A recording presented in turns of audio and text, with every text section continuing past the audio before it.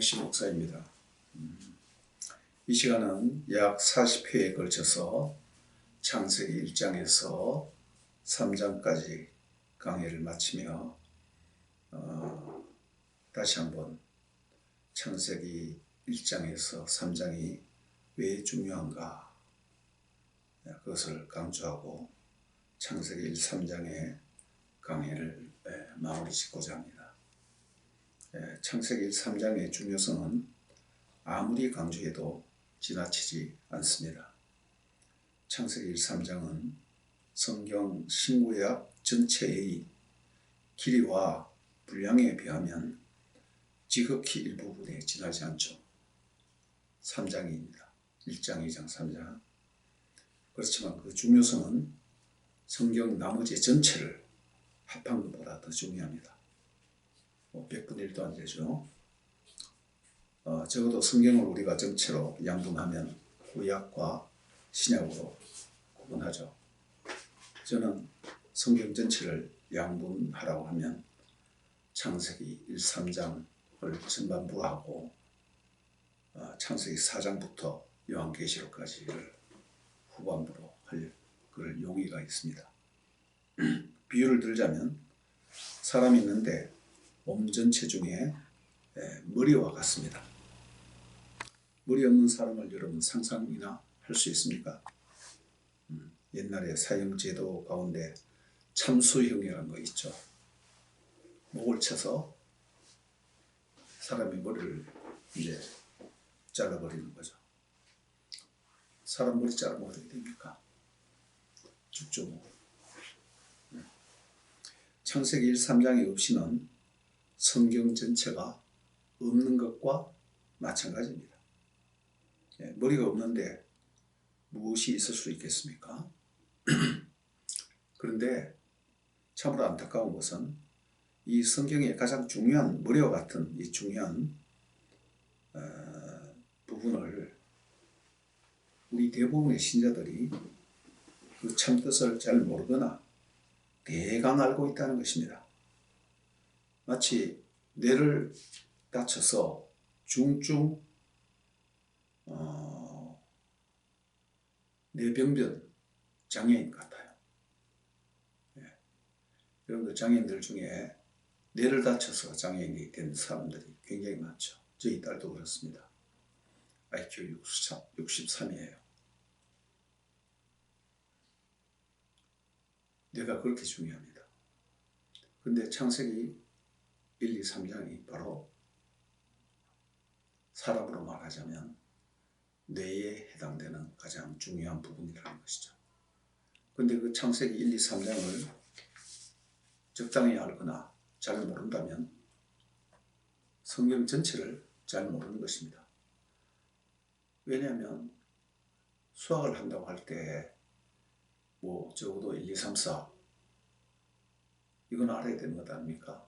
그리고 더하기, 빼기, 곱하기, 나누기, 인수분해 이 정도 알아야 그 다음 더 차원 높은 삼각함수를 한다든가 그 다음 미적분을 한다든가 기타 아주 고차원적인 더 많은 그 고차원적인 수학이 있겠죠. 근데 1, 2, 3, 4도 안 된다 이 말입니다. 적당히 한다 이 말입니다. 그런데 다른 것을 잘 안다. 결코 그럴 수 없습니다. 창세기 1, 2, 3장을 대강 안다는 것은 내가 성경을 대강 알고 있다. 그런 뜻과 마찬가지입니다.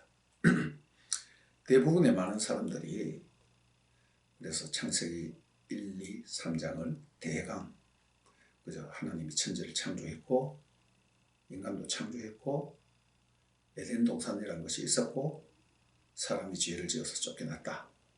이 정도 알거나 그저 대동소이하게 알고 있습니다. 그리고 아주 중요한 것은 이단들이 바로 창세기 1, 2, 3장의 해석부터 틀리게 해석합니다. 자의적으로 자신의 생각에 맞게 억해를 하여서 창세기 1, 2, 3장이 이단의 모판이 되고 있다는 사실을 여러분 기억하고 있어야 합니다. 이런 것을 모르고 대강 알기 때문에 이단들이 비슷한 말 하면 분별력이 없어서 거의 이단에 쏙 빠져버리는 거예요. 그래서 그냥 계속 그것만 배우니까 다른 잣대가 없는 거야. 그래서 헤어나지 못하는 것입니다. 창세기 1, 2, 3장은 이단의 모판입니다. 사단이 우리들을 속일 때 창세기 1, 2, 3장을 잘 모른다는 것을 알고 그 부분을 공략하고 있다는 것입니다. 그래서 저는 이 시간 창세기 1, 2, 3장의 중요성을 간단하게 언급하겠습니다. 자세한 것은 이미 창세기 1, 2, 3장을 40강 정도로 자세히 설명했기 때문에 몇 가지만 얘기 드리겠습니다. 여러분 창세기 1, 2, 3장을 40시간이나 강의를 한 것을 들어보셨습니까? 아마 처음일 겁니다. 먼저 창세기 1, 3장에서 가장 중요한 것은 뭐니 해도 창세기 1장 1절에 하나님의 천지 창조입니다. 창조가 없으면 아무것도 없는 거죠. 그런데 안타깝게도 좀 더 구체적으로 들어가면 가장 중요한 창세기 1장 1절에서 4절까지 첫째 날에 대한 것인데 이 해석부터 틀려나가기 시작한다는 것입니다. 아주 치명적으로 틀립니다. 특히 창세기 1장 1절과 1장 2절의 관계와 해석에 많은 오류가 있고 여기에 이단의 모판이 있습니다. 창세기 1장 1절은 하나님의 천지 창조, 우주 창조의 사실, 그 사건을 선포한 것입니다. 1장 2절은 창조된 땅의 상태를 얘기하는 것이고 여기에 악의 개념은 전혀 없습니다. 갭세오리의 문제는 바로 이것입니다. 그리고 대부분이 주일학교 여러분은 교과서를 한번 보십시오. 하나님이 천지를 창조하셨습니다 하고 나는데 첫째 날 뭘 만드셨죠? 하면 거의 100% 빛합니다. 첫째 날 빛을 만들었죠. 그러나 빛만 만들었습니까? 더 중요한 것이 있죠. 1장 1절이 뭐라고 합니까? 지금 우리가 살고 있는 땅은 언제 만들었어요? 첫째 날 빛하면 땅이 사라져버리고 없는 거야. 근데 사람들 그 인식을 못합니다. 자세한 것은 이미 말씀드렸기 때문에 생략을 하겠습니다. 두 번째로 인간의 창조와 인간 존재의 위치와 역할에 대해서 사람들이 대강 알고 있다는 것입니다. 하나님의 형상대로 지음받았다. 그 정도죠. 이는 하나님의 우주 창조가 하나님의 우주 성전이라는 이해와 맞물려서 이해되어야 하는데 이것의 이해가 없으면 인간의 위치와 역할을 정의하기가 힘듭니다. 창세기 1장 26절 이하에서 하나님의 형상과 모양대로 만들었다고 말씀하시고 2장 15절에 창세기 2장 15절에 이런 말씀이 있습니다. 한번 읽어드리겠습니다. 여호와 하나님이 그 사람을 이끌어 에덴 동산에 두어 그것을 경작하며 지키게 하시고 여기에 대한 해석이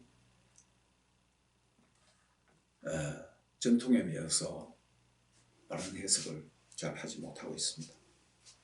그것도 자세한 것은 이미 말씀드렸습니다. 이 해석의 차이점 때문에 하나님의 천지 창조가 하나님의 우주 성전의 창조이며 이것은 출애굽기 1장 11절과 대비해서 제가 이런 말씀드렸죠. 우리가 창세기를 읽을 때 바로 창세기를 읽고 들어가는 것이 아니라 출애굽기, 창세기, 출애굽기, 레위기, 신명기 이런 식으로 읽어야 한다. 왜? 창세기 저자인 모세의 생애가 적혀있는 것이 출애굽기에 있고 이스라엘 백성들이 노예 생활을 한 것이 출애굽에서부터 시작되기 때문에 그렇다는 것입니다. 그러면서 하나님의 천지 창조는 하나님이 우주 성전을 만드신 사건이라는 것입니다. 그래서 아바드라는 단어 제가 말씀 많이 들었죠. 이 동사형과 명사형이 그 쓰임새가 많이 다르다고 했습니다.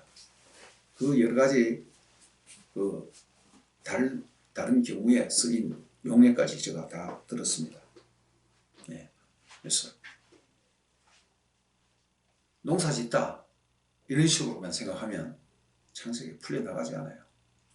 이것은 제사장이 하나님을 섬기는 것이에요. 하나님의 우주성전에서 우리 인간은 왕같은 제사장으로 하나님을 섬기는 존재라는 것입니다. 그래야만 이해가 되는 것입니다. 네. 그리고 하나님의 영은 수면에 운행하시니라. 베루아흐 엘로힘 메라헤피트 에타마임. 그래서 하나님이 영은 지구를 영광으로 감싸고 있었다는 것입니다. 그래서 우주성전의 개념이 있어야 인간의 위치와 역할을 정확하게 정의할 수 있는 것입니다. 그래서 창세기 2장 4절에 엘레톨도트 하샤마임 베 하아레츠 베 히바람, 이것들이 하늘과 땅을 창조할 때에 하늘과 땅으로부터 태어난 것들이다. 이에 대한 해석이 창세기 2장 7절이라고 말했습니다. 하나님이 땅의 흙으로 땅, 하나님 뭔가 하늘을 말하는 거죠. 그 코에 생기를 불어넣어서 인간이 생명체가 되었다. 그렇게 해야만 창세기 2장 7절에 해석이 바로 되는 것입니다. 네. 그 다음은 창세기 1장과 창세기 2장의 관계와 하나님의 이름에 대해서 많은 자유주의자 학자들이 하나님의 이름이 창세기 1장에는 엘로힘, 2장에는 아도나이 엘로힘, 여호와 하나님 이렇게 했기 때문에 그 이름이 다르기 때문에 출처가 다르다고 말하고 있는데 저는 그렇게 얘기하지 않았죠. 천지를 창조하신 하나님 1장, 그 창조하신 하나님은 우리와 언약을 맺으신 하나님이다. 언약의 하나님, 그것을 얘기를 했습니다. 인간과 하나님과의 관계가 바로 언약적인 관계라는 사실을 정확하게 알아야 이제 나머지 성경 부분도 정확하게 이해할 수 있다는 것입니다.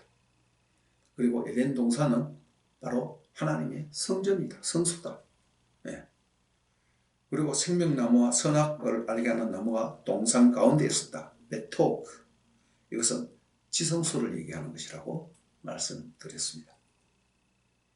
그래서 창세기 2장 16절과 17절이 하나님과 아담과의 언약이자 맹세와 서약이라는 것입니다. 이 언약을 맺고 맹세와 서약을 맺었다는 것은 한마디로 생명을 담보로 해서 한 약속이라는 것입니다. 그래서 성전에 대한 깊은 이해가 있어야 하고 언약에 대해서 깊은 이해가 있어야 되고 하나님의 나라와 언약에 대해서 깊은 이해가 있어야만 우리가 창세기 1, 2, 3장을 제대로 깊이 이해할 수 있고 그 창세기 1, 2, 3장의 깊은 이해, 정확한 이해에 바탕을 두고 나머지 창세기 4장부터 계시록까지 꿰뚫어 나갈 수 있다는 것입니다. 그리고 그 다음은 이 모든 것을 제대로 이해했을 때에 비로소 아담이 이렇게 생각할 수 있잖아요. 아담이 실수해서 열매 하나 따먹은 것 같고 뭐 그렇게 중요하게 말이야. 죽어야 되고 그 다음도 쫓겨나야 되고 이렇게 말하면 이렇게 생각할 수 있습니다. 충분히.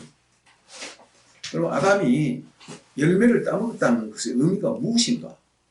그리고 왜 에덴 동산에서 추방을 당하고 왜 반드시 죽어야만 하는가라는 것을 우리가 충분히 이해했을 때 비로소 그것이 납득이 되고 또 우리를 위해서 살리려는 하나님의 나머지 구속사, 구원의 역사 전체 창세기 4장부터 창세기 3장 15절부터 시작되죠.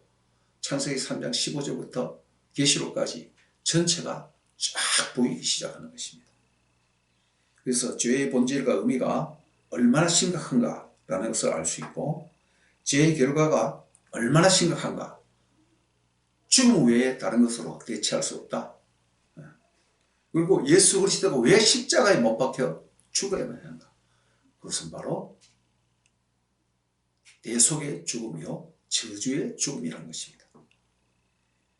그래서 죄에 대한 구원이 얼마나 놀라운지 성경의 나머지 전부를 이해할 수 있고 구속사의 깊은 의미를 알 수 있다는 것입니다. 이러한 여러 가지 것들을 제대로 깊이 이해할 때에만 우리가 성경 전체를 이해할 수 있다는 점에서 창세기 1, 2, 3장이 참으로 중요하고, 쉽게 말하면 머리가 없으면 몸이 없다. 머리 없는 몸은 시체다. 그렇게 말할 수 있는 것입니다. 이런 계기가 되길 바라면서 제가 창세기 1장에서 3장의 강의를 대단원을 마칠까 합니다. 감사합니다.